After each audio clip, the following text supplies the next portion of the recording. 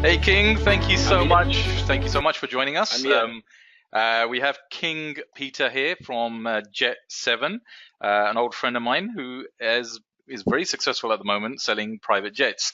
Now, King, thank you so much for taking the time to join us. I know you're in between meetings at the moment, so time is of the essence. Just for the BML family. Now, BML family is a bunch of very clever, intelligent, and budding entrepreneurs who, want inspiration from people like yourself, right, who have actually made it. Can you tell me something about yourself and the type of success that you've had in life, please? Thank you very much for the opportunity, Nadim. My pleasure. It's not been easy, but in life, when you are determined to achieve certain things, you have to work towards them. Okay, so I made a decision at a very young age. Poverty is not my portion. I refuse to be poor in life, and in order to achieve that, one has to work really hard. So I come from a family where our father encouraged us as young people to always look for ways, means to become solution providers. My dad says to me, he who provides a solution will never sleep with an empty stomach. So from a young age, when we reach the age of 12 in my family, you start earning your money. You know, if you want a pocket money, you earn it. He'll tell you, cut the grass, wash my car, polish my shoes, do something. That ignites something in a child to say, nothing comes for free in this world. You work for everything. And I grew up that way, you know. So I took that same mentality to my working career. I mean, I started my career as an insurance broker. Okay. Imagine I was selling insurance on the phone to people. Yeah. I hated every minute of it. I didn't like it because my heart was always in technology, you know. Right, okay. So Dell Computers. Dell Computers gave me an opportunity. Okay. They gave me an opportunity. I went for an interview there. They gave me an opportunity. I began to work there as an internal SMB. So for small, medium business salesperson, a telephonic salesperson. Right. In less than a year, we grew the division to about 30 salespeople. Then I got promoted into the public sector, you know, because I have a background in politics. So I went into public sector and my success began there. I began to earn some serious money. You know, I could do things that I wanted to do in life. And I never stopped because to me, you have to aim for the stars. If you fail, you'll end on the moon. You know what I'm saying? So I keep pushing. You know me better than that. So I keep pushing and the opportunities keep opening. You know, the more you shake things, opportunities open. Lovely. That's great. That's superb. Tell me something about the characteristics that you've learned over the years. I know you've mentioned a couple just now from your father, but what other characteristics make you successful? I'll tell you, first of all, I like to learn. I continually learn from various people. I study the successful people in this world and I find out what makes them tick. You know, to be successful, you must find a niche. That's right. Something that other people don't do. You have to do it so well that you become indispensable. You compete against yourself. I never give up. Failure is never an option in it. I don't have the word failure in my vocabulary. I don't know how to spell it. I refuse to spell it. So I keep working hard, you know, and push, and I learn from others. I read a lot. I do a lot of research on the internet. These days, we are spoiled for choice. Absolutely. Internet has absolutely everything. So I get on it whenever I have opportunity, and I Google things and I learn about things to stay on top of my game, you know. So that's what pushes me to be successful. And I'm a believer, so I pray a lot. I ask for guidance and direction from the good Lord, and He directs me. I don't want to jump on everything. Yeah. That's great. Okay, so now that you're a CEO of Jet7, which is a private jet company, and apologies for the pun, but tell me what your experience is of landing that position. My man, this was a match made in heaven. Serious. The chairman of the company is based in Denver, Colorado, Mr. Fabrice Combo. Okay. And he wanted to open a branch in South Africa. So somebody referred him to me, his brother who lives here. And an old friend of mine, I didn't know, my old school friend and his brother were friends. So they were talking. They said, we need to open a company here. We don't know how to go about it. He says, look, I know one person who can make it happen. His name is King Peter. Let's give him a call. He says, how do you know? He says, King never gives up. He's been a leader since school. You know, I've been their leader since my school days and all that. And he knows what I've been doing with the IT companies and investment companies and what. He says, no, let's give this guy a call. So they gave me a call. We had a chat. I say, I'm not going to work for him. If he wants to open a branch here, I want to own it. He can supply us, but I want to be the owner of this company. They said, go ahead. So I gave the man a call. We had a discussion. He says, great. That's a great idea. Let's open it. There are no black people selling aeroplanes. Sure. You know, so I registered the company. I began to learn. I tell you, it's been the toughest journey, but the most rewarding. Awesome. Sounds great. Rewarding. I'm getting customers from all over the world. You know, I got customers in the UK. They charter our planes. We've got a couple of private jets parked in Lanseria. So when you come, I'll take you for a spin in Durban. You know what I'm saying? I'm gonna take you up on that one. No, for sure. We'll take you for a quick one. You know. Let's do that. Yeah. So that's how I landed the position, and we've not disappointed him. We're doing very well. Awesome stuff. That's really good. So, you lead a pretty complex life anyway. I know that anyway. You're obviously a CEO right now. You're a pastor, a family man. Yeah. You're a politician as well, as you've already mentioned. Right? How do you create this work-life balance? You see, you have to learn to prioritize things in your life. I know God is number one in my life, and it's followed by my family. Nothing in this world is more important than my family. Not business, not money. So I make sure I balance it. I speak to my wife. We plan the year together. Okay. We plan trips together. We plan holidays. We plan anything that we need to do. Then I know the days which I'm free, I concentrate on business. So she knows when I'm doing business, I'm doing business. When I'm at church, I go to church, believe it or not, on Mondays, on Wednesdays, on Fridays, and on Sundays. Wow. People ask me, how do you do that? I say, I balance my time. There are certain things in life I will never compromise on.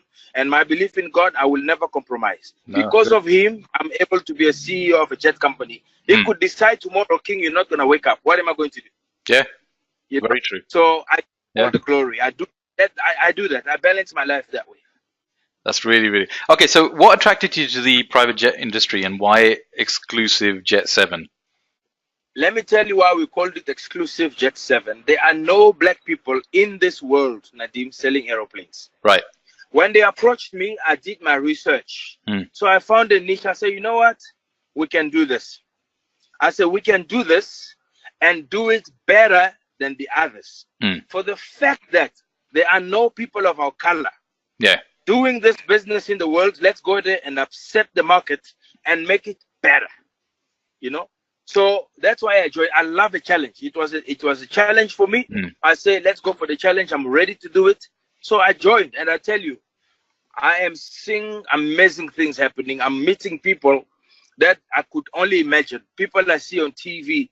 Now I touch them. I enter their offices. It's amazing. Yeah. I belong to a group. There's a WhatsApp group that has the likes of Mark Wahlberg on it. No way.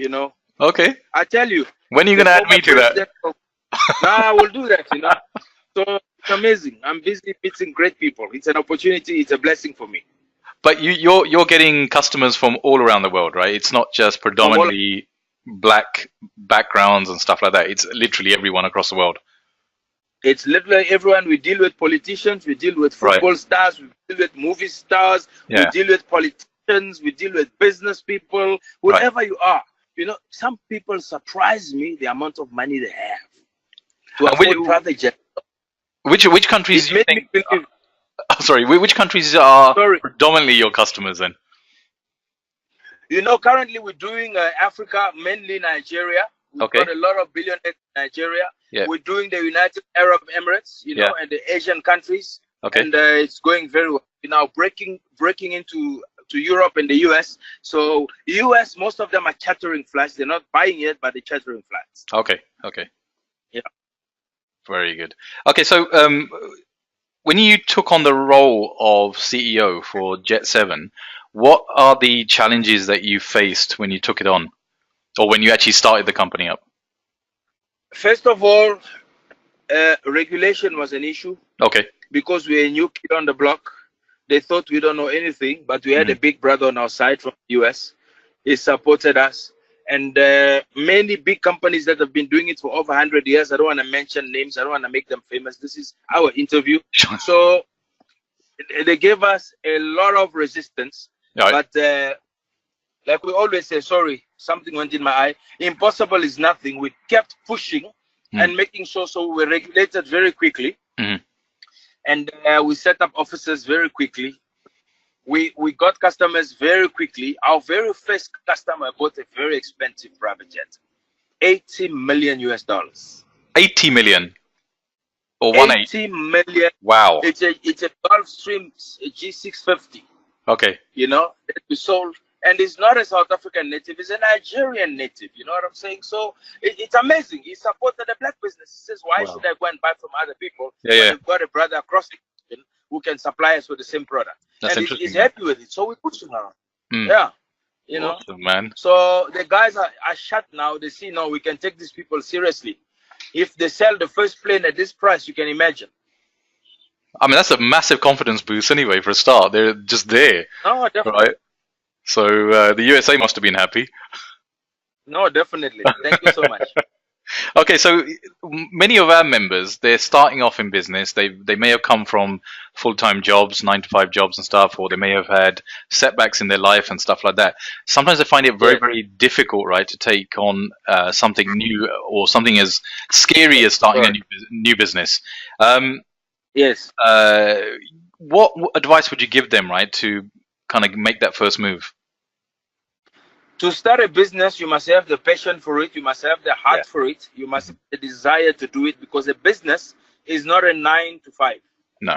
It is a 24-hour business. So your passion must drive you so hard that you sacrifice your sleep. You know, you have to keep pushing. You might fail 7 times, but the 8th time you will get it right. You have to keep at it. I mean, you're a business owner yourself. Yeah. You understand the dynamics of business. So they must never give up. My number one advice I give to every entrepreneur or starting person: don't give up. Believe in what you've heard internally. You know, we've got guardian angels. I believe in that. You've got an inner person that speaks to you, that will say, go do such. Once you hear it, don't give up. Push on, carry on until you reach your goals. And you will reach them if you never give up. Beautiful advice. God. Perseverance, my man. I know, that's it. Perseverance is so important. So, in terms of your key takeaways for growing a successful business, what would they be? If you can name, say, 3. The key takeaways for growing a successful business will be dedication.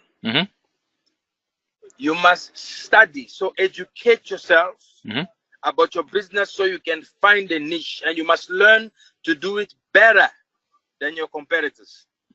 Beautiful. Once you get the recipe of doing it better, only the sky will be a limit. Number 3, it's always, like I say, passion. Passion will drive you to doing things you never thought you could ever achieve. That was passion, right? Definitely. Yeah, it got cut off slightly. Okay. Absolutely. I think that's really, really good, because that's what we advocate as well, especially the learning side of it anyway, because without that, you cannot expand on what you're doing, and you cannot learn new techniques and stuff like that from others. So did you have any role models when you were growing up, apart from your father? Look, my dad was my number 1 role model. Yeah. You know, I hear people say, President so-and-so, actor so-and-so is my role model. You don't know them. Yeah. You see them on TV. You know, a role model is somebody you are very close to. They must be able to impact your life in a certain way in order for you to become who you are. So my dad is my number 1, and then my older brother. That man doesn't know what the word impossible is. His name is Claude. He does not know the word impossible. He will push and push and push until he gets what he wants. And I had teachers as well at school. I had an English teacher, Mr. Claris. That man spoke life into me. He ignited the fire into me, and he made me become who I am. He says to me, young man, with the zeal and the dedication that you have, because I believe I like to be the best in everything I do. It's either you do it well the first time or go home. So they pushed me to do all these things. And obviously, I've got some political role models that I follow, and my spiritual father, obviously, my senior pastors. So I learned from them, but my dad is my number one, and then my brother. Beautiful, beautiful. Yeah. What a lovely answer. So, how do you see the private jet industry growing then? Where do you see, where do you see it heading? Let me tell you, the wealth of the world is growing daily. Many people have realized to be wealthy, you need to start your own business. Yeah. And because the business has become global, flying commercial for business people is no longer a good thing to do, because if I need to get to Dubai at 6 o'clock this evening, I can almost guarantee you I want a flight that will get me there. Sure. I need a private jet. If I can afford it, people are buying these things because it's convenience. It's no longer a luxury. It is a necessity in business. Pastors all over the world who preach all over the world are buying private jets, not because they live luxurious lives. It's because they are busy impacting the world, where they need to get to a certain place at a certain time. So I see this business growing in leaps and bounds, and it's growing and developing very fast. Amazing. It's how you present the product, you know. It's how you present the product to the person. You know, King can sell ice to an Eskimo, my brother. I know. That I can testify. So, in terms of what Jet7, what are you doing to implement a culture of success within the company?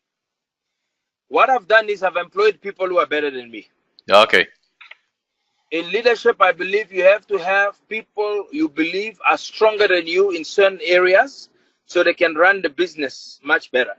A leader, in my eyes, is not one who wants to be served, but the one who serves others. Yes. So I've developed that culture to say you're here to serve others and not to serve yourself and to serve your interests. The world is suffering because of that.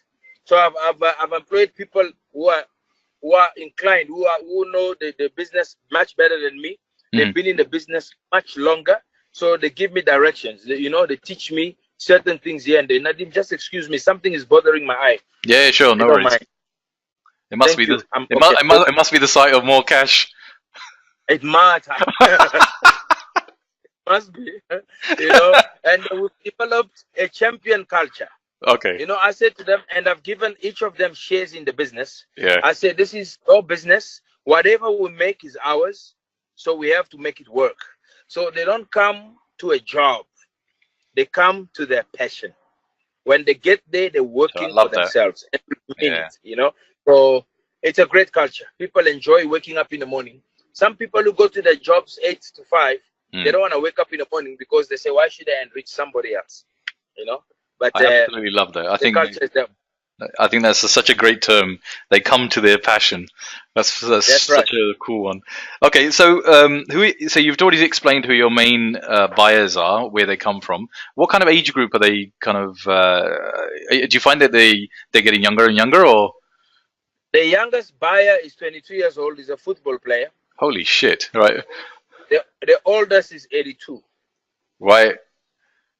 And in between, so they buy. Wow. A player placed an order for a $15 million aeroplane. He earns it in a week. So it's nothing.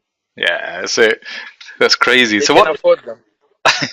What tips would you give to entrepreneurs about thinking big? Because normally what happens is we find that when people are starting off, they think very, very small. They kind of confine themselves to a little box, as it were, right? Because they feel comfortable. But obviously, if I was to mention to someone, look, okay, go and set up a company like Jet7, they'll shit the hell out of them, right? Because they simply probably wouldn't even imagine that level. So what would you say is the key ingredients to thinking big? You see, you will only achieve things in life as high as you envisage it to be. If you set limitations on yourself, you will be limited. You must be the first time. When you started Definity, I know you didn't limit yourself. No. You wanted to be global, and it's gone global. When I started Jet7, I said we will be a global company. I already set the maps. I said we'll have head offices in Nigeria, in Ghana, in Kenya, in Addis Ababa, and in South Africa, and Mauritius as well. Those are the powerful economies in Africa. I said we're going to have a hub in Europe, so one in the UK and one in Germany. We're going to have a hub in the US, and we are getting there. I can't think small. It's a global business. Jets fly everywhere. They're not limited to South Africa. They go to China. They go wherever you want them to go. So you have to think global. Awesome. So when you want to start a business, have the end in sight. Have the end in sight. That way, you will wake up every morning working like a slave to live like a king. That's right. Okay, cool. Okay, so what advice would you give to others, particularly those who are looking to start a business? What's the kind of three basic things that you would tell them? Impossible is nothing. If you believe you can do it, you must go for it. Don't let people. I say you must stay away from negative people. People who have a limited. Totally. They will give you 1,000 reasons of how you can't do it and why it will never succeed. Yes. Surround yourself with people who can ignite the fire in you. People who will push your dream and help you build a dream. Don't surround yourself with chickens, you know. Go with eagles. People who know how to soar higher against any type of weather. That's where you go. And everyone has got such people in their lives. You just need to identify them. That's right. Identify them and stick closer to them. You know, go to somebody, be mentored. If a business is fairly new to you, allow yourself to be mentored. My chairman in the US has opened his line. I talk to him anytime. If I need advice, I call him. He mentors me. Obviously, for time differences, it's obviously after South African time. And we chat. He tells me, don't do it this way. Do it that way. Write it this way. Write it that way. You learn as you go. Because when you stop learning, that's when you die. Totally. I totally agree with you. I couldn't agree more as it goes. Okay, so what would you do differently if you had to do it all over again? If you had to reboot your life, what would you do differently? I would stop listening to all these fire quenchers. I've had many fire quenchers in my life, Nadim. They told me, you can't do this, you can't go there, all these things. It delayed my progress. Yeah. When I made to be taken for granted. If I had to do it all over again, those are the first people I will eliminate in my life. I agree, but there's too many of them. Way too many in your life. Yeah, exactly. They're the worst. Close friends. They're family members and close friends. They know you better. They want to find you at the same place where they left you years ago. That's right. Times of That's so true. That's so bloody true. Moved on, my brother.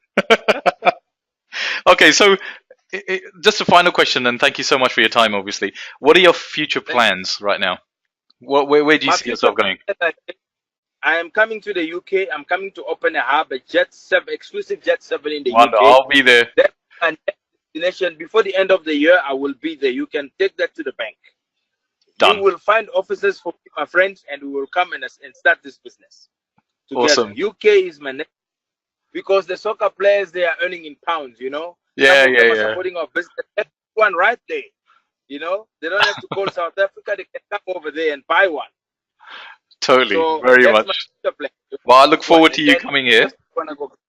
Thank you, sir. I look forward to you coming here, and I'll certainly support you as much as I can. And when I'm in the SA next week, I will love to see you if you're around. And I'll be around. Perfect. So you know what? Look, thank you so much for being part of this interview. The guys in BML, the family in BML, are going to love it. They're going to listen to your response. I know a lot of people were looking forward to the interview.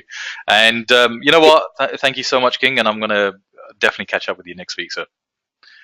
I appreciate you giving me the opportunity, Nadim. You and I are friends. I know. Friends for life. Absolutely. You can't run away from me, friend. I know where you live. I will get in my come to you, my friend. So no problem. You so much for the opportunity, and greet the whole family. We love them, and we're looking forward to seeing them. Wonderful. Thank you so much, Giza. All right, take care. Take care. See you later, Thank King. You, my man. All right, take care. Bye-bye.